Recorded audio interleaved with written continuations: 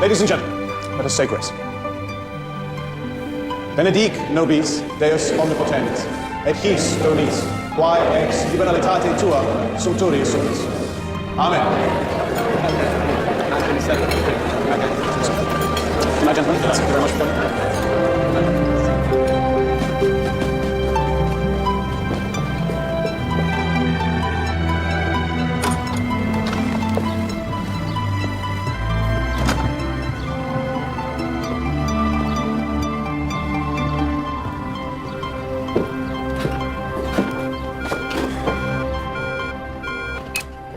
Mr. Lynn, you don't know me. My name is Fury. I'm a freelance journalist and I've been talking to a son of the twice-born. If you'd like to know what he had to say about that little group, call when you've returned from High Table. Say 9 this evening. Number's 993-817. Hello? Oh, yes, Mr. Settlement. What's this all about? He's dying. What do you mean he's dying? Looked on the chairs, I looked on the tables, I tried to find the key to 50 million fables. They call me the seeker. Been searching low and high. Just, to be honest, not really where you want to be on a Tuesday. Get to get what I'm after till the day I die. I asked Bobby Dylan, I asked the Beatles, I asked Timothy Leary, but he couldn't help me. They call me the seeker. I've been searching low and high. I won't get to get what I'm after till the day I die. People tend to hate me 'cause I never smile as I ransack their home, shake my hand, focusing on no.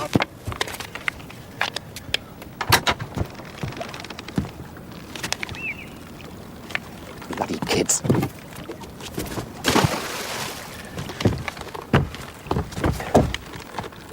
Come on, you little scumbags.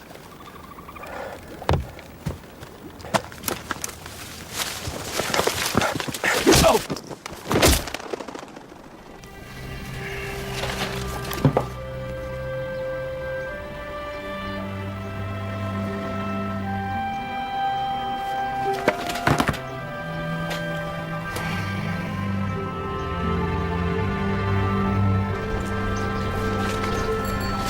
Well, there's a stack of courses to choose from. No. Human geography? Nah, I've looked at that. Understanding the physical and human environment and means of improving it. And? I'm a copper. I'm already doing all that.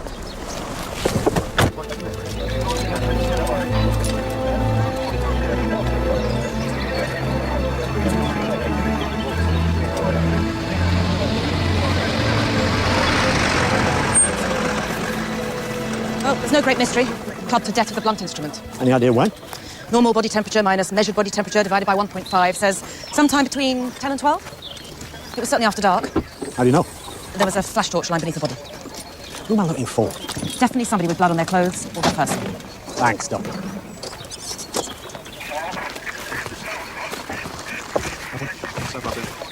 One contact book, one wallet containing pawn ticket dated day before yesterday, one London to Oxford rail ticket return, one pair of glasses, and that's it. Nothing to ID him, no cash, nothing of any value. Oh, and there was a white band on his wrist from wearing a watch, but no watch. Well, they won't be needing one now. Nothing like a bit of gallows humor to kickstart the day, eh, sir?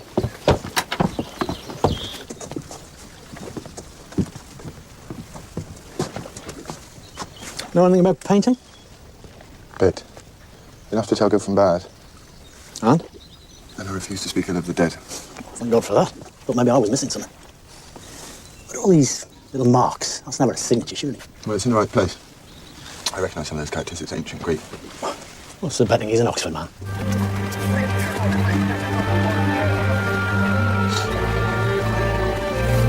Engine oil, sir. Really fresh. Not many cars pass through here. Only buses, for that matter. So how did you get here then? As far as we know, he didn't drive, and I doubt very much whether he walked all the way from the railway station. Pitched a lift? Yeah, with a taxi. If he did that, maybe the cabby can remember it. We called the pawnbroker in London. The dead man's name was Dean Greeley, lived in Bayswater. What did he pawn? Yeah, interesting that. A gent's ring, solid gold. He'd hopped it a few times before all this ordeal. Then 2 days ago, they gave him a couple of $100 on it. By today, he had nothing. We think his watch is missing as well. Killed for a watch and a few £100. Let's hope not. Do we have a murder weapon? Not yet. The driver from City Cabs definitely remembers dropping Greeley at the narrowboat. And when she gets back to the station, her next fare's a woman, and the woman wants to know where Greeley had been dropped. Why was she dropped, this woman? Cheap B&B, but when I phone there, they say she's left.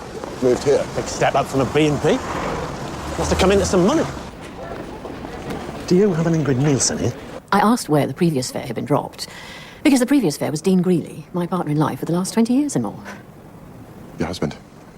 Well, we never got around to the marriage thing. Miss Nielsen, Dean Greeley was murdered last night. What? How? He was attacked. We won't have the details until the post-mortem's completed. I thought you might be here about the money in the watch. What about the money in the watch? Well, I went out there last night. He wasn't there. The door was open, but no Dino. What then? His watch was lying on the table. Anyway, I picked it up and took what money I found in his wallet and left. When you showed up, I thought, a damn fool thinks he's been robbed. Maybe we should go and talk some more down at the police station. A suspect? That's what I like to hear. Not a suspect. Well, I want to hold her to check her clothes for blood, but I don't think she's the one. If she killed Greeley, why hang around in Oxford? Und Marquis, der hat ein Mess. Doch das Mess. Miss Nielsen was just telling me that she's a tribute artist. I also act. Strictly avant-garde. Experimental. Why did you ask the taxi driver where Mr. Greeley had been dropped? I wanted to make sure that's where he'd be. Why would he tell you a lie about where he was going? A woman phoned. Wouldn't give her name. Said she wanted to speak to Dean. I told her she should call back. And did she? I don't know. But the next thing is Dino's off to Oxford. Said it was at the behest of an old student pal. So you followed him to Oxford, made sure that he was on the boat, put yourself in a B&B.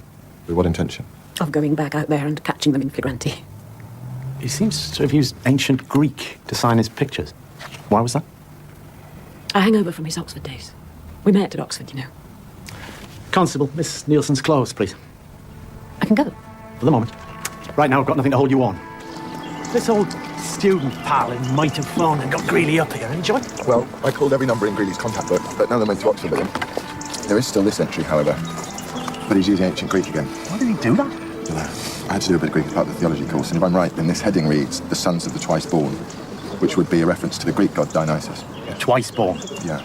The gods had a falling out, and the expectant mother of Dionysus perished. Zeus took the fetus, sewed it into his thigh, and then sometime later Dionysus was born for the second time. Right, of course he was. What about these 3 lines here? I don't know. Just random letters. Could be a code, maybe. I know someone that can help.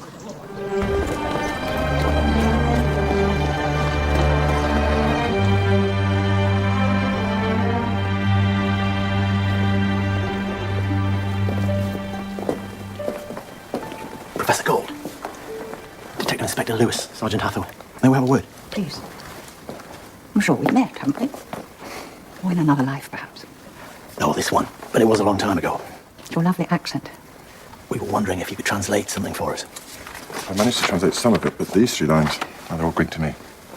You're a scholar. Yes. Cambridge. What makes you ask that? Would explain your limitations. Now, let me see. Oh, well, of course, there's 3 sets of alphabetic numbers, quite common in the Hellenistic period, having displaced the acrophonic system. Numbers? Telephone numbers, actually, How do you know that? because they all start with the Oxford area dialing code. Telephone numbers. How didn't you see that? Cambridge, eh? What do they teach them over there? Thanks for your time, Professor. You were with Morse when we last met. That's right, Mum. Shame about that. Morse. Had his querulous side, of course, but we're none of us perfect. No. No, we're not.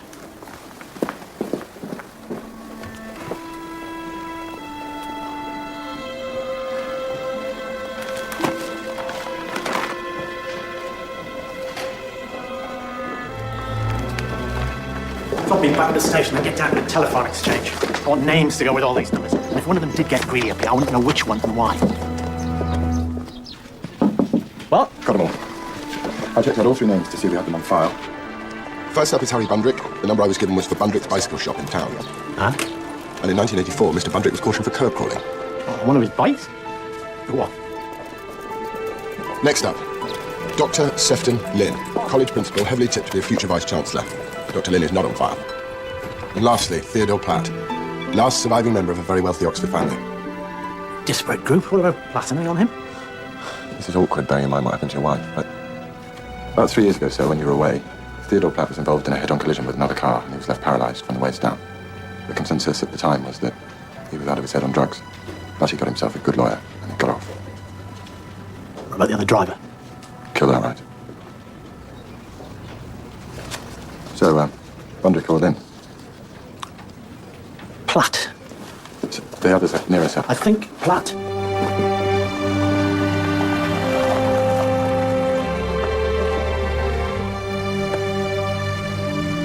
Nice. Larry. With me? No.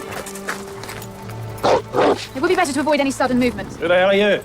Inspector Lewis, Sergeant Hathaway, Oxfordshire Police. What are they? They're Malinois, Belgian Shepherd dogs. I'm Anne Sadikov, Inspector. This is my husband, Theodore Platt. Bloody women don't take everything but a man's name these days. You should be Mrs. Platt. Much too close to Pratt, for my liking. How can we help you? We're investigating a murder. Dean Greeley? We've read about that. Murdering little Dean. Who could be bothered? That's what I'd like to know. Maybe we should go inside. Sandy, look, don't play. I shall miss little Dean. He was like a lash for my back. Oh, and how was that, sir? I have long harbored ambitions to be an author. Highbrow, of course. Unfortunately, despite having gone to considerable lengths, I've been unable thus far to muster the requisite talent for the job. And all too often, the companion piece of failure is self-pity. Do you agree? Sometimes, I Well, I'm suppose. against pity in all its forms. Scourge of mankind. Sentiment used by the weak to blackmail the strong. Have pity, they whine. For pity's sake, they groan. You prefer the man unencumbered by pity, Superman. A policeman, familiar with Nietzsche. What is the world coming to? Now, Greeley, yes, he was a no-talent bum like me, albeit in another field of endeavour. Oh, I loathed looking at his feeble efforts. Miserable splodges of paint on canvas, smelling the reek of his failure. But I was honest enough to admit that when I looked at little Dean, it was like looking in a mirror. And since I couldn't pity him for his failure, I'm sure you can see where I'm going with this, Detective. Well, it's all very interesting. I'm doubting it's why the office is here, Theodore. Don't patronise me. I shall miss little Dean. Known him since we were students. That's why I've started early, you see. To little Dean. Any excuse? When were you last in contact with Mr. Greeley? Ask me months. So you haven't telephoned him recently? You didn't know that he was at his boat? No. Well, thank you both for your time. What? I said thank I you heard both. what you said. I tell you, I didn't know Dean was here, and you believe me. Now, why is that? Is it because of this? Because that is discrimination, my friend. I could have you for that. I could have done it, you know. I can still get about. I could have done it. You were here with me, Theodore. I could have done it. Why would you want to, Mr. Platt? What with little Dean being your own personal lash and all that? If you'll excuse us. Oh, there is just one more question, Mr. Platt. In Mr. Greeley's contact book, your name comes under the heading Sons of the Twice Born. What does that mean? That's something you'll have to ask little Dean. We would, but he's dead. Sir. Search me. That bloody arrogance. What is a woman like her doing with that? But he might still be able to get around, but the poor bloke he smashed into sure as hell can't. And don't tell me he's mended his ways. Drunk or drugged, I bet you what you like, he still gets behind the wheel. Sir. What? Sometimes personal feelings can... What about them?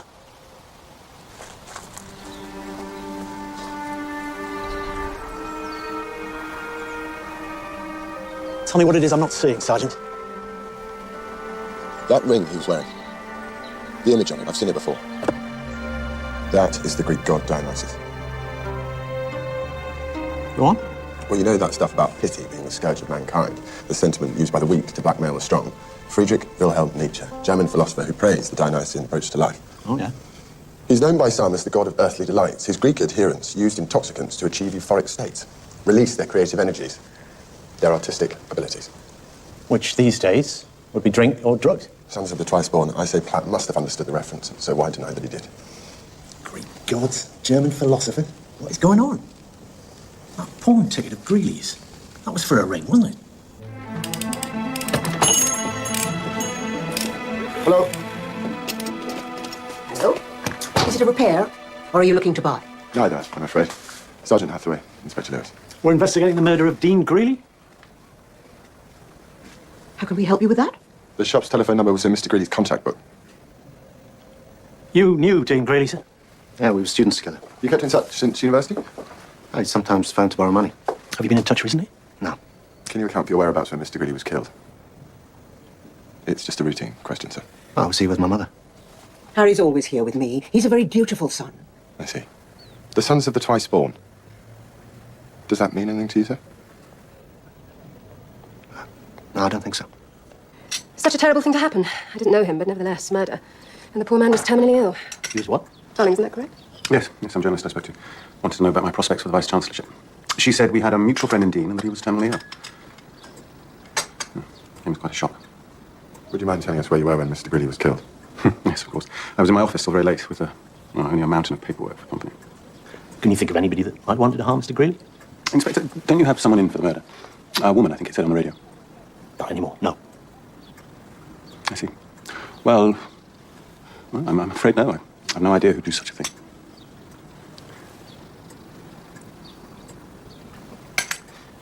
Tell me about the sons of the twice born. What? They came up in conversation with Theodore Platt and Harry Bundry. You know about the rings and stuff? You still have yours? It's around somewhere. The sons of the twice born, what in heaven's name? It's just a group of friends. Yeah, it was a long time ago. We were very young. Why on earth would that be of interest to you? Oh, their inquiry, sir. There's nothing about the victim that wouldn't be of interest to us. I see.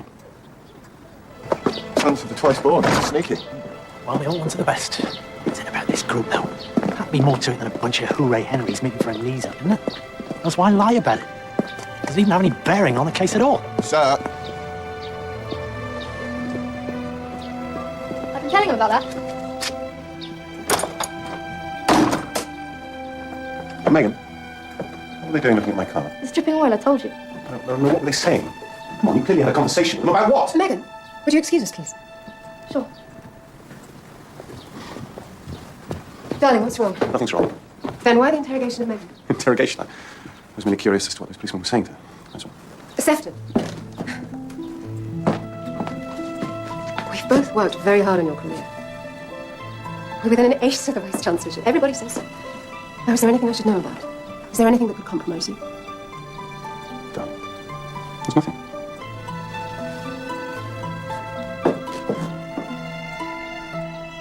Really, all this Greek god twaddle. And Sefton Lynn, I really can't have you harassing people of that standing on what seems little more than a concoction of conjecture and whimsy. Come to think of it, maybe I can kill two birds with one stone here. Mom?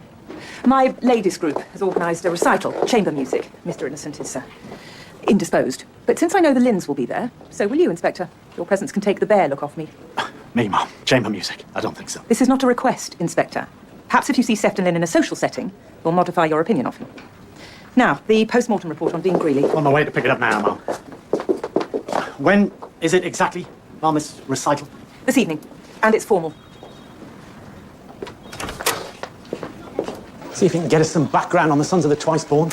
See if we can push this beyond a concoction of conjecture and whimsy. No, wait, sir. Wait for what? Well, until you've been to the recital and had a chance to meet Sefton Lynn in a social setting. If I were you, Sergeant, I really would just get on with it. Where will Mr. Innocent be? Feigning illness or injury, if I'm any judge. Is that it? As I said at the scene, someone crushed his skull, that's it. Why, were you expecting more? He's supposed to be terminally ill.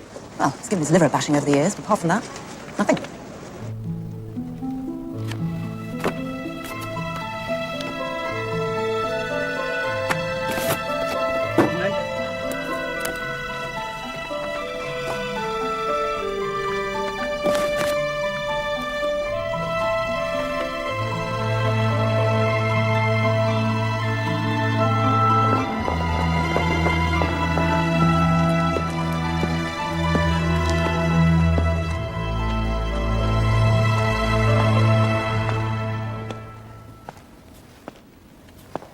Hello, Sefton.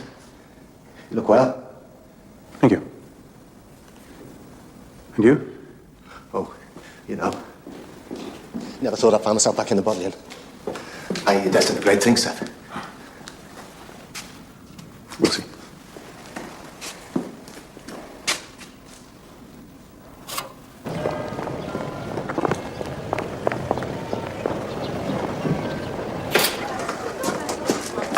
Is Professor Gold upstairs? You can check, but I think she's down in the vaults.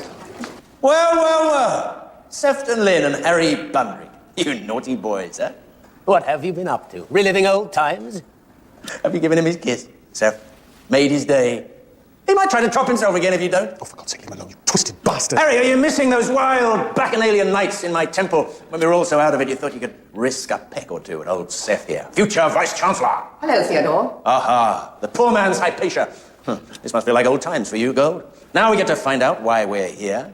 Only when we settle down and learn to keep a civil tongue, Theodore. I wanted to bring you together where I once tried to inspire you to great things. I had a visit from the police. They wanted something translated from a contact book. I'd read of Greeley's death, and I thought it might be his. I was right. And what has that to do with this? I checked with Sefton. The police clearly link Dean Greeley's death with his student days. And as you were once a tight-knit group, it occurred to me you might hold important information. And now that you're here, you might like to think about that.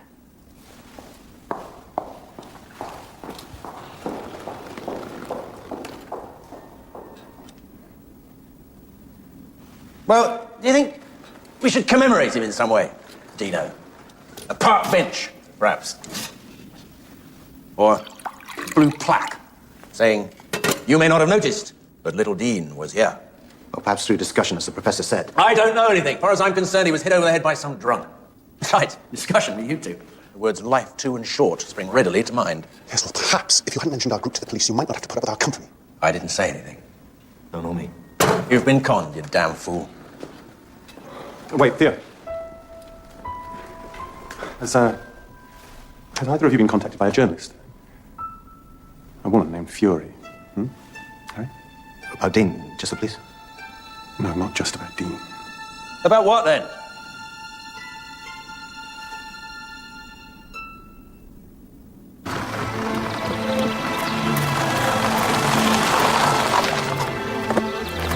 Detective Inspector Lewis, is Mr. Platt at home? No, he's not, no. Mr. Sadikov's in the temple. Thank you.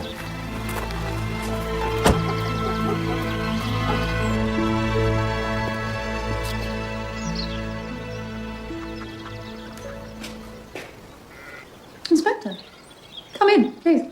I'm afraid if you're looking for Theodore, he's just gone out. Yeah, the lady at the house told me. Wow. My hobby. My father's family were furriers. The seamstress he employed showed me the tricks of the trade. And this is how I use them. There. All better. Sadikov. Russian, is it? Yes. My stepfather's family somehow ended up in Bournemouth. Started up the business there. Now there was a magician with a needle and thread. Was? Oh, he died a few months ago. Oh, I'm sorry. Well, it was a bit of a blessing, really. When fur went out of fashion, eventually he went out of business. And took that badly, suffered a massive stroke as a direct consequence, I believe. Which is perhaps just as well. I doubt he and Theodore would have gotten along. Mother? Died when I was young. You? Yeah, both dead. Other family? Son? Daughter. Wife? My wife was killed. Hit and run. Oh. Oh, I'm so sorry. Did they get the person responsible?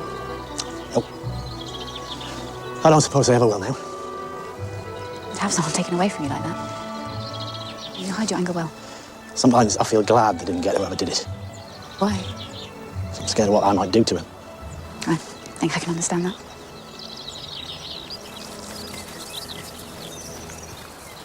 Where did you meet your husband?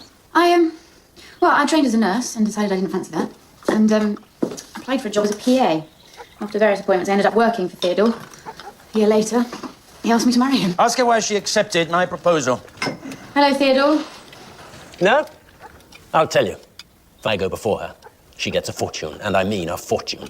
But she has to stay the course. Divorce gets her nothing. Can I get you something? A coffee? It's a little experiment, Inspector. I want to see how long Sadikov there will remain entombed in this marriage just to get her hands on my loot. What portion of her allotted time on this earth will she sacrifice to mammon?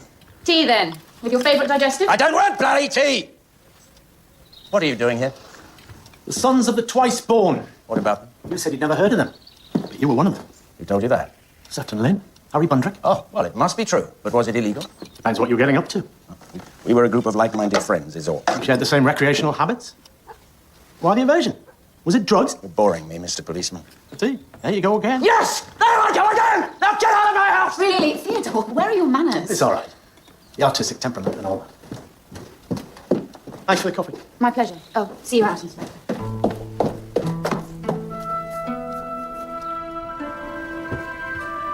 I turned up and asked on Platt.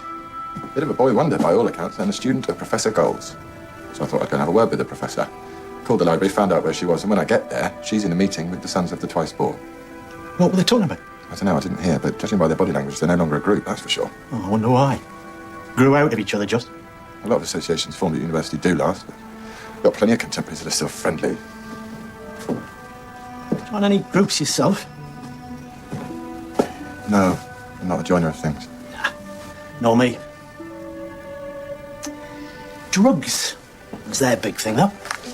Might be some pretty embarrassing memories coming between them. Stuff that way beyond the ken of a nice theology student like yourself. I mean, theology and mind-altering substances don't really go hand in hand, do they? No, you wouldn't think so, would you? Nietzsche? Yeah, real page turner. Yeah, what do you think? World without compassion. It's be a free-for-all, wouldn't it?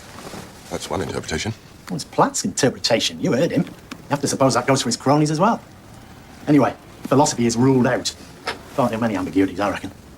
Maybe it's not an interest you really need at the moment. Maybe that's why you can't pick a course. Well, not an interest, what? I don't know. Oh, I'm holding you up. Now, have a really good night. Get out of here. That's it. It's the last one. Thank you, Harry.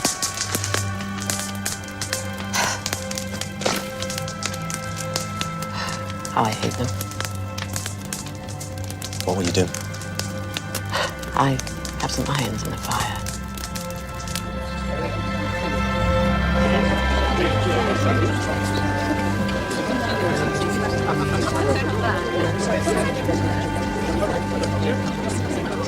Well, I say, he's the new boy in the class. You do scrub up well, Inspector. You make some woman a very decent other half. Well, I'm not looking for another half. And if you ask me, this penguin suit's been to far too many Masonic dinners. Trouser leg keeps rolling up of its own accord. I didn't realise you were in the Masons, Inspector. No, I'm not, Mum. Joke, it's a higher suit. There are the Lynns. Come and meet them. Hello, Matty. How's things? Sefton. How are you? And you know Inspector Lewis? Yes, we met. Such a terrible business all round. Have there been any developments, Inspector, that you could speak about, I mean? Well, yes, there has been one development, as a matter of fact. What? Yeah, did I not tell you, Mum? Dean Greeley wasn't dying. What?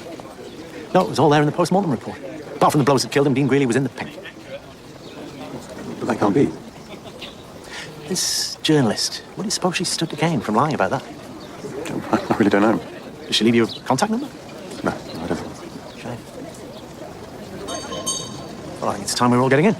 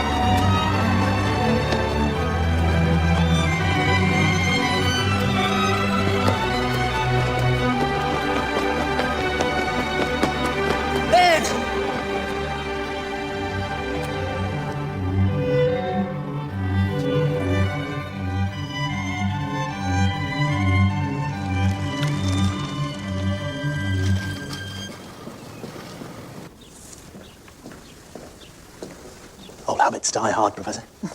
Inspector. Yes, I continue to work late, but I absorb so much less these days. Please, sit. Thank you. Are you here because of Platt and Co? What? For a time, those young men were very close. If Greeley's fate was indeed sealed in the period of their friendship, it occurred to me that collectively they might hold some clue. So you organised a meeting? Yes. How did you know? Oh, doesn't matter. Well, I hope you don't mind, but they would never come together of their own accord. But they would for you. I've always retained an affection for my charges, Inspector, even a feeling of responsibility.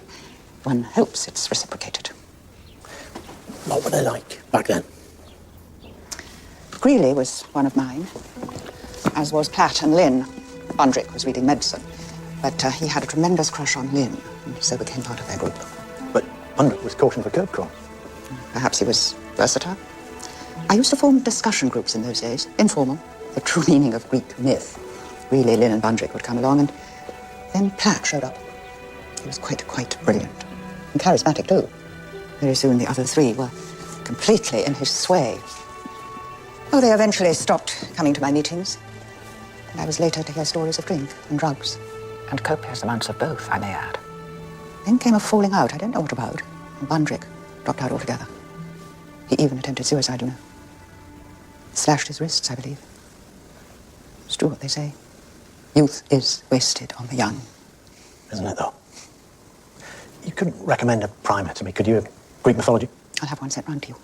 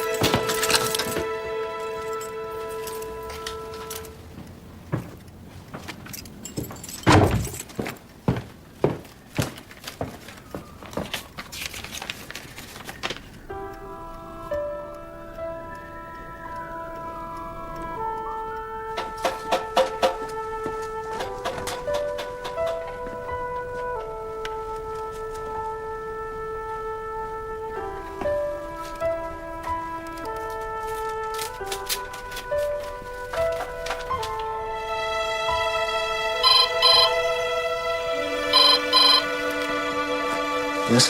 Mr. Bundrick, my name is Fury. I see you got my little message. Now, there's something I'd like you to do for me. I won't do it. Do you hear me? I won't do it! Harry? What's the matter, Harry? His best friends killed him because of a boast. Who would send us something like that, and why? Oh, if you take it literally, this is not the killer teasing us, but it implies that the sender knew who the killer was. Why not tell us, for God's sake? If you're going to shove something through my letterbox, please, make it a name, not a riddle. Then if Greeley's miraculous, a brief return from his deathbed. Well, maybe Greeley lied to the journalist about dying. He was running a scam or something. Maybe. All I know is when I told Lynn, I couldn't have got a bigger reaction from him if I'd hit him with a sledgehammer. Now, why would that be? Yeah, that's why you want to see him. We think he might be able to help us with the Greeley murder. Help you? How? I'm sure he's already told you everything he knows, Inspector. If we could just speak to him, Mrs. Lynn. The porter says he hasn't been to his office today. So, where do you think he might be? Mrs. Lynn? Well, he's been rather preoccupied of late. College matters, you understand. Funding sources, I think it is. Anyway, I must have been asleep when he got in and was still asleep when he left. Left for where? Out walking. He does his best thinking when he's out walking. And now you really must excuse me. I have a rather important engagement to attend. When he gets back, get him to give us a call. I'm sure he'll be only too willing to help if he can. What do you think? Something's not right. Call a car, get over to Bundrick's. I'll drive out to the flats.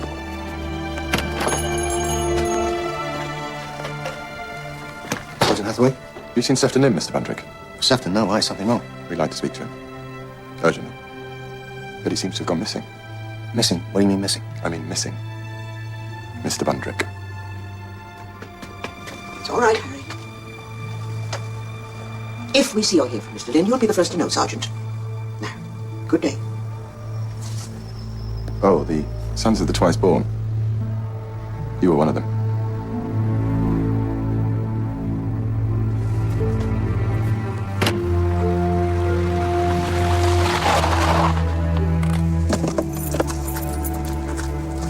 Is your husband at home? Yes. Come on in.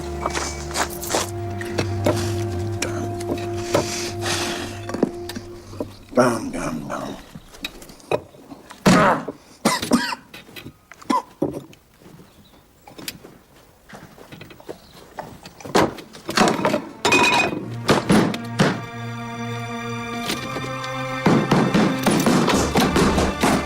Oh, my God. his back. Mr. Platt! Mr. Platt! Stay with us. Have you got a pen? Yeah. Then break it open. Oh. Don't you darn me.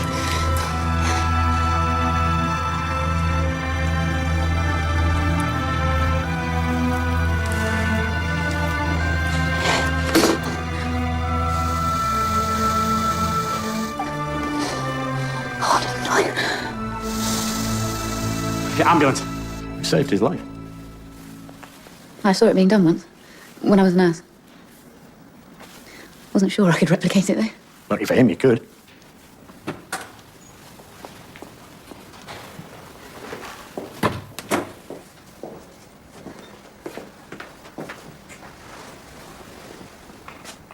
Can you speak? Just about. Inspector Lewis is with me. He wants to know if Sefton Lynn has been in touch. No. Why? He's gone missing.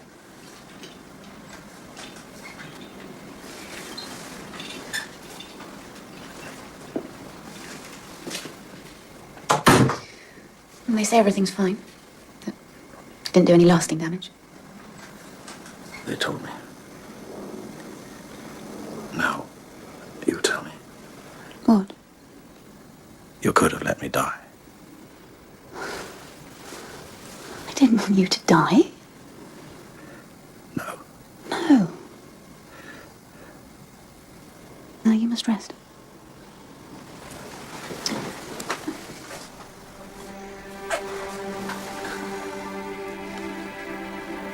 When I asked you to marry me,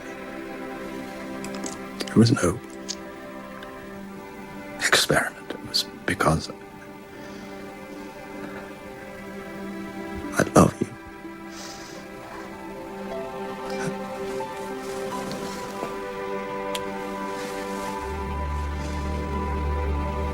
Rest.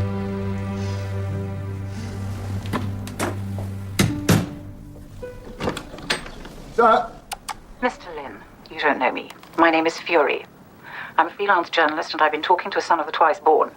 If you'd like to know what he had to say about that little group, call when you've returned from High Table. Say 9 this evening. The number's 993-817. Call the exchange, see if they can give us a location for that number. Why ask him to call a public telephone? And why that one? Fury. She said her name was Fury, right? Well, the irony is that Furies were agents of the gods who punished wrongdoing. They would harass and injure their prey, but never kill them. And the gods would destroy the first make mad. Yeah. Or maybe her name's just Fury, like she said. Come on. Call when you've returned from High Table. Say 9 this evening. The number's 993-817. What does it mean? We think the son of the twice born she's referring to is Dean Greeley, and that he'd been talking to the journalist about the group. We think your husband killed Greeley because of what he revealed. No, you must be mistaken. These sons of the twice born were into drugs in a major way. Maybe Greeley was about to reveal all. Future vice-chancellor with a past like that.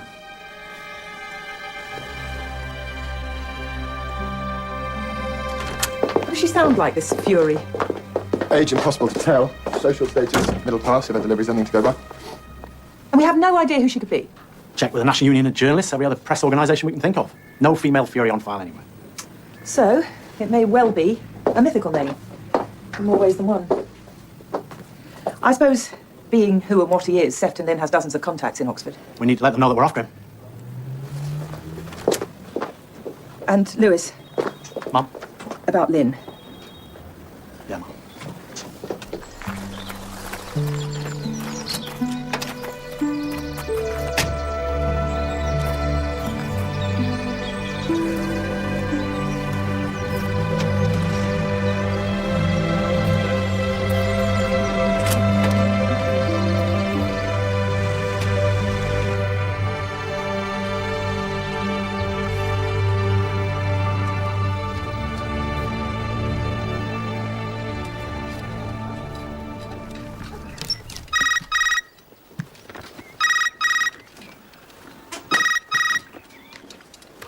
Platt. Mr. Platt? Who's this? My name is Fury, Mr. Platt. And right now I'm watching your wife in the garden. Such a pretty woman. What do you want? You know, I'm sure you could so easily come out and catch me if it wasn't for your unfortunate condition. Good for me, Mr. Platt. Not so good for your pretty wife. How can you possibly protect her, keep her out of harm's way? I said, what do you want? Your friend, Mr. Lynn? Such a clever man. And yet I was able to manipulate him with considerable ease. That should tell you something about me, Mr. Platt. About my capabilities. About what a dangerous enemy I can be.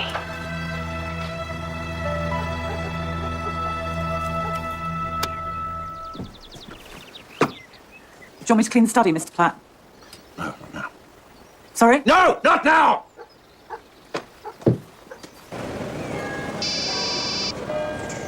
On. Lewis. What?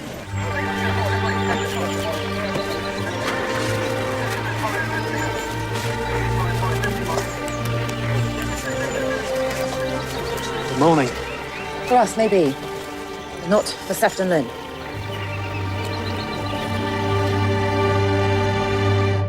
He took both barrels of a shotgun and he didn't see it coming. He tried to defend himself, you'd expect to see wounds to the arms, but as you can see, there's nothing. It's all to the torso. He drove here, looks like he got out of his car, walked to meet his killer, and then bang. His clothes look new. Doesn't look like he's been living rough. So where's he been? Oh, there was a door key in his pocket.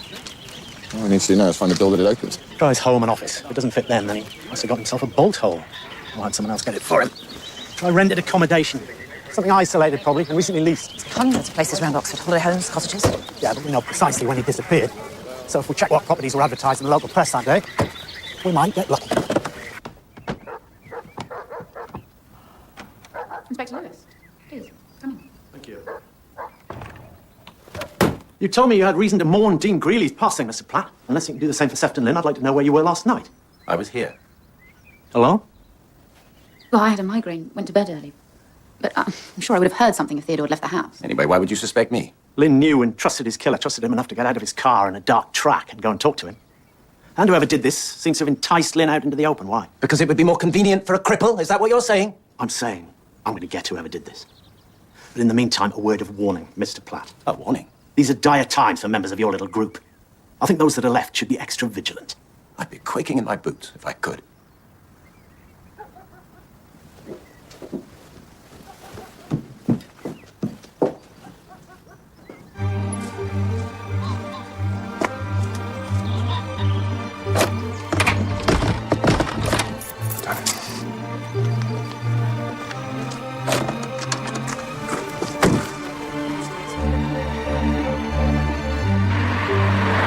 I've just had a chat with a member of the college council. They have some letters relating to Sefton Lynn they think we should look at.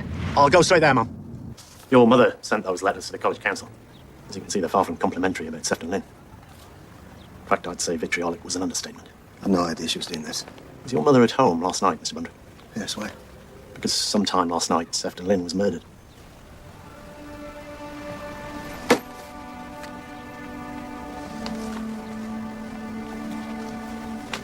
I'm very sorry. What's going on, Mr. Bundrick? Greeley, now Lynn? What's this all about? If you know anything at all.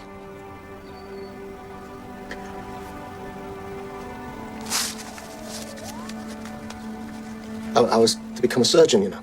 I know. And something, there came a time when I couldn't carry on. My mother blamed the others for that, for leading me astray. She blamed Sefton most of all. She even blamed him when I tried to. It wasn't Sefton's fault. It was something else altogether. What? What was it, Mr. Bundrick? You can tell me. I was, Harry!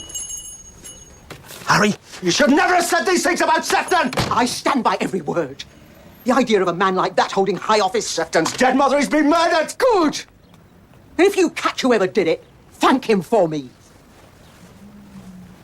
Can I help you? I was hoping that this key would open that door. What's the back door key? Last refuge of Sefton Lynn. This is the owner, local farmer, John Staunton. Who hired the cottage? Not Lynn, it was a woman. 40s, plain-looking, working class, he says. Paid cash. Name? Worth. Patricia Worth. I called in and asked him to run a check. And? And they came up with a missing persons report. Patricia Worth, a.k.a. Patsy Worth, reported missing in 1984 by close friend Tina Daniels. Both women lived on the Wellington Road, and both Patsy Worth and Tina Daniels had been cautioned a couple of times for soliciting. Prostitutes? Wasn't Harry Bundrick born for coke rolling? Yes, he was. Inspector, how can we help you? I'll tell him that. Have you ever heard Lynn mention a Patricia Worth or Tina Daniels? Theodore? No. What is it? Patsy Worth was a prostitute. Harry Bundrick used prostitutes. Now, someone calling herself Patsy Worth has hired a cottage for Bundrick's friend, Sefton Lynn. See, that name, Patsy Worth, I don't buy it being picked at random. It's too much of a coincidence. Picked up by someone who knew her, then? Yeah. Like the woman that reported her missing, maybe. Tina Daniels. Got a prowler on the Platt estate. You said you didn't know Dean Greeley's friends, and we find you outside one of their houses. Your partner and one of his friends have been murdered already, and now you're stalking another one. No. I started thinking, if Dean was telling the truth, then it was an old friend who'd asked him up to Oxford, and that old friend knew he'd be at the boat, right? Go on. When Lynn went missing, I knew who was behind it all. Who? Platt. He was always the manipulator, puppeteer, with his money and his brains. Well, now, for some reason, he was killing them. Why not Bundrick? Harry, never. He loved Lynn. Tried to get over him with his little friend, but alas, couldn't. Little friend? Harry visited a prostitute. In fact, poor Harry was in the red light district and he tried to end it all. Did you know her name? Tina. Patsy Worth and Tina Daniels. They're key to this. Somehow, I know it. Call me ages. But in the mid-40s, what kind of living could they make on the streets? Niche market, perhaps? There are easier ways, Mark. Sir. You were right. There is one on that street called Love Lines. Thank you. Love Lines. Hi, can I speak to Tina, please? She's not in right now, mate. Starts her shift at 5. Does she take a break at all? Then I'd hate to miss that. Between 8:45 and 9:15. Okay, I'll call back then. Thank you. She doesn't start till 5, but she takes a break between 8:45 and 9:15, which would explain why Lynn was told to call the phone box at 9. Public phone? And she works in a place like that? Well, I manage all incoming calls, I imagine. Know about these places, do you? I'm assuming they don't want their operatives tying up the line for personal calls, that's all. You say so. Platt, Mr. Platt, what do you want? don't you find it awfully quiet being all alone in that big house? I'll be in touch with instructions. River. Anne? Anne? Anne? Anne? Anne? Anne?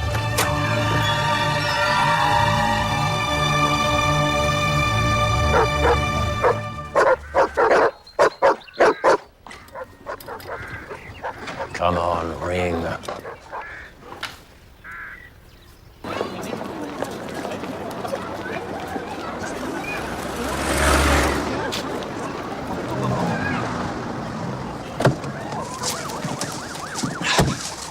Cheers.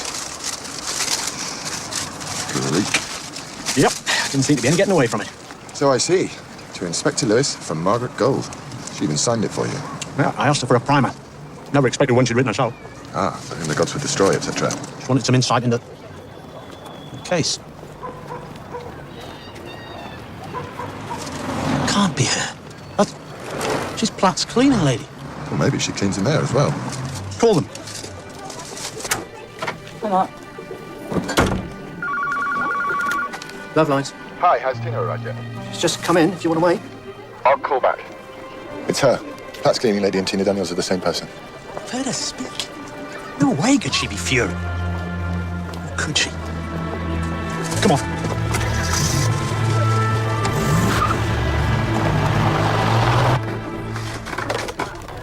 Mum, would you mind? This is meant to be, phone sex. My name is Fury. I'm a freelance journalist and I've been talking to some of the twice board. If you'd like to know what he had to say about that little group. Are we recording? Okay, let's go. Hello, this is Tina. Who's calling? Hello, Tina. My name is Michael. Hello, Michael. Have we chatted before? Only I feel sure I would remember such a manly voice. No, Tina, this is my first time. My friend Robbie recommended me to you.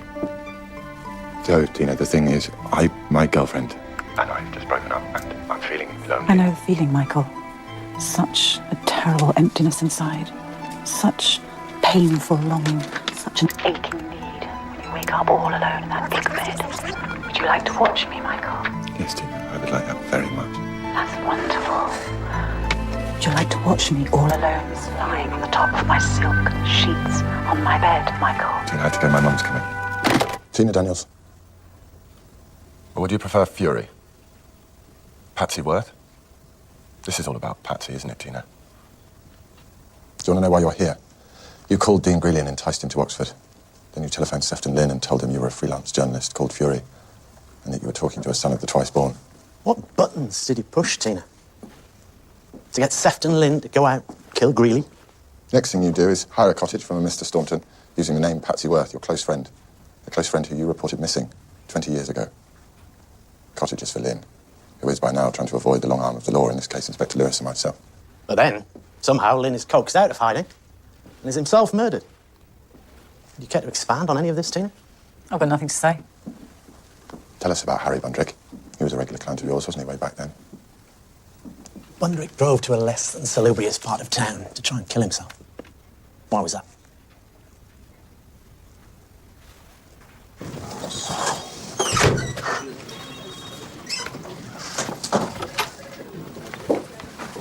Enjoy? Not yet. Warrant to search your premises.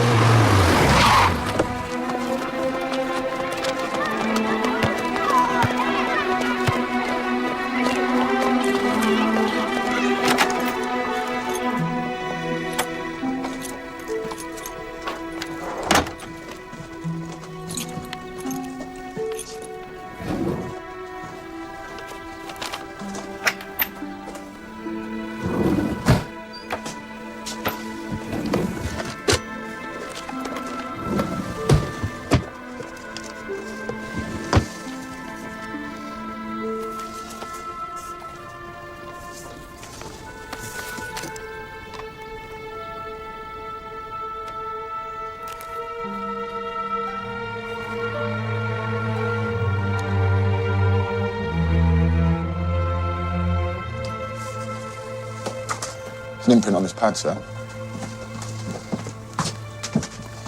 Looks like adrenochrome. Adrenochrome? Does that mean something? Yeah. It's a drug. A very special drug from a very special place. Where? Well, to harvest adrenochrome, you have to go to hell itself. What? You got to murder for it.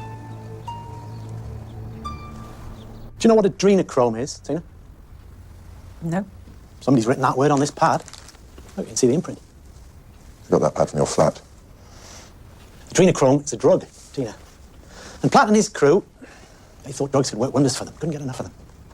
And how they wanted to try adrenochrome, Tina. But try it in its purest form, which, myth has it, gives the highest of highs.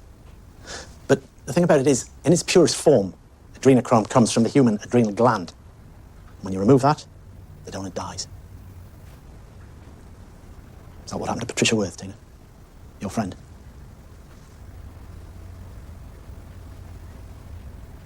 Bundrick said a friend of his needed a girl. I recommended Patsy. Bundrick called later to say she hadn't turned up when she was supposed to. She had. And been killed. How do you know that? Bundrick told me. It was one night. It was about a year after Patsy went missing. I got into his car. And he told me what they did. So that was your power over them? You had all the facts? I told Greeley that an old chum of his was about to spill the beans. And that if he wanted to find out who, he was to go to the boat and wait. I told Lynn that was a freelance journalist and that Greeley had been talking to me. I told him that Greeley was dying and wanted to make a clean breast of everything. I told Lynn that if he ever hoped to make Vice-Chancellor, he should silence Greeley. So you've been manipulating the sons of the twice-born to kill each other off in revenge for their role in Patricia Worth's death. But what happened to her, Tina? They were taking drugs all night. Patsy passed out. That's when they decided to do it. All of them. Lynn backed out. He ran away. Left Patsy to her fate. Bundrick couldn't do it. Greeley couldn't do it. So Platt did it. And they realised what they'd done. They panicked. Greeley, Platt and Bundrick got rid of the body. Bundrick said he couldn't remember where. It was too out of his head. Somewhere on Platt's land, he said. Bundrick said his guilt started right there. He threw his ring into the grave. After he finished telling me what they'd done, he took out his razor and slashed his wrists.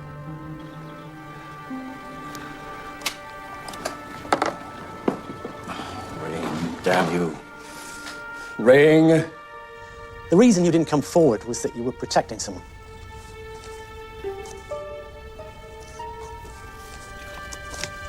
'10th anniversary. Roman made the coat especially. Courtesy of the Bournemouth Register Office, a marriage certificate between you, Tina, and Roman Sadikov. Which means that Anne Sadikov had to be in on this. But just to help you avenge the death of an old friend? Nah, I don't think so. There'd be more to it than that. Patricia Worth was Anne's mother, wasn't she? And it was Anne you were protecting at the time. Who'd want to tell a little girl that her mother had died like that? Patsy was my best friend. When she died, Anne was 6. I wasn't going to put her into care. I looked after her. Later on, I married Roman. He was a good stepfather to Anne. We had a good life until business went under. Why did you use Patsy Worth's name when you booked the cottage? Lynn called Platt, said he needed a place to hide. Anne said she'd help out. Platt said I had to use a false name. Somehow seemed right. Patsy should be involved in it somehow, so I used her name. Well, why did Anne save Platt's life? Because he's the only one left that knows precisely where her mother was buried. Tina, did Bundrick know where Lynn was hiding? No. No. So if the plan was for the sons of the twice-born to annihilate each other, Platt has to be Lynn's killer. He's the only one that knew where he was. But there'd always have to be one left. Bundrick? Because he showed remorse.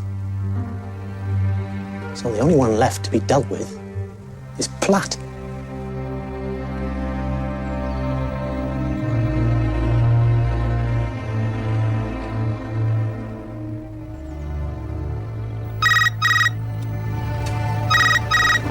Yes! Theodore, this woman, she says, give me the directions and she'll let me go.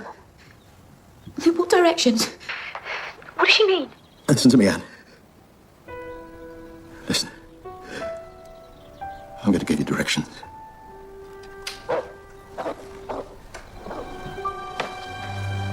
There's a statue of Dionysos. I've got that, Theodore. I'll tell her.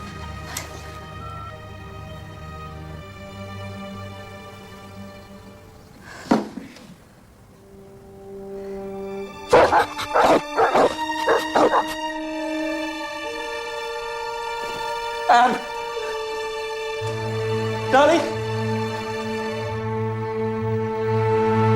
You murdered my mother, Theodore. And your chums did nothing to stop you. Rubbish! She was just some whore! You, her daughter, it's not possible. I'm afraid it is, Theodore. God, I think I know what it means. What? His best friends killed him because of a boast. What? His best friend, man's best friend? Dogs. I killed for you! She said if I didn't kill him, you would be harmed. I did it for you! I know you did. We had intended for Bundrick to do it, but he refused. But when you said you love me, I knew you'd step up to the plate. Is this where it happened? No. Is this where you killed my mother? No. Did she beg you for mercy, Theodore? No. Ask you to have pity on her? No. Did you laugh at that? No, no. You can't imagine the daughter of a little whore causing your group to implode. Well, it's true. And you were the easiest to fool because you love me. I love you, Anne. Bitch. I love you. Bitch. I take no great pleasure in doing this. It was you who brought me to this point. You! You bitch! I'll stick you, you bitch! I'll stick you! Oh, dear. I think they heard that,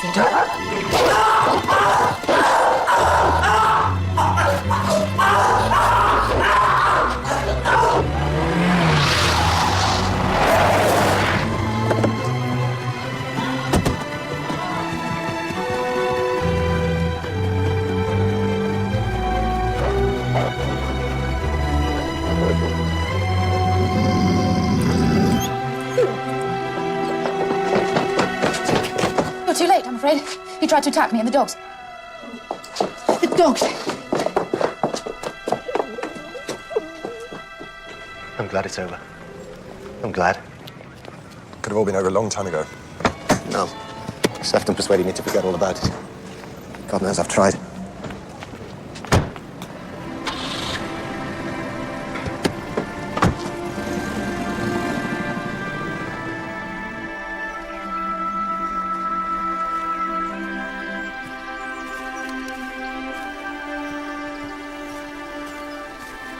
She was 16 when she became pregnant with me. She decided to keep me, even when her parents put her out. Sometimes wonder if I would have done the same thing. When I was old enough, I found out about her. What she did for a living. I made Tina tell me the rest. But if you knew Platt murdered your mother, why didn't you tell us? Do you really think Platt would have led you to this place? And this is what's really important to me. Why marry him? That wasn't a regular marriage. That would have been out of the question. I did it for the money. We'll be wealthy women when we get our lives back. When Her Majesty decides to give us our lives back. I don't imagine that'll be too long. After all, we never laid a finger on any of them. His best friends killed him because of a boast. Somebody sent me that. There was this Greek called Actaeon. He boasted that he was a better hunter than the goddess Artemis. So she turned him into a stag and his own dogs tore him to pieces. You think I sent it? You want to know why? Well, if I had sent it, I may have been thinking, since you can't have your own revenge, maybe in some small way you can share in mine. After all, if you'd worked it out, you could have stopped me. But you didn't.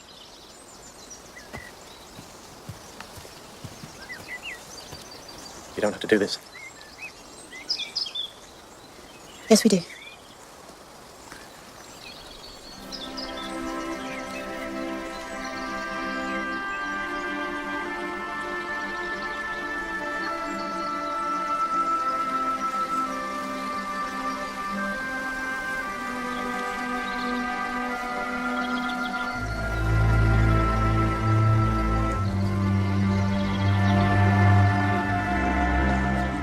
You had a chance to look at my book. Oh, yeah. Foolish is the child who forgets a parent's piteous death. Electra, in the play by Sophocles. But is that utterance truly wise? Would it not have been better for Anne to forget her parent's piteous death? Well, maybe she just couldn't forget. Thanks for your help, Professor, and for your book. Goodbye, Inspector.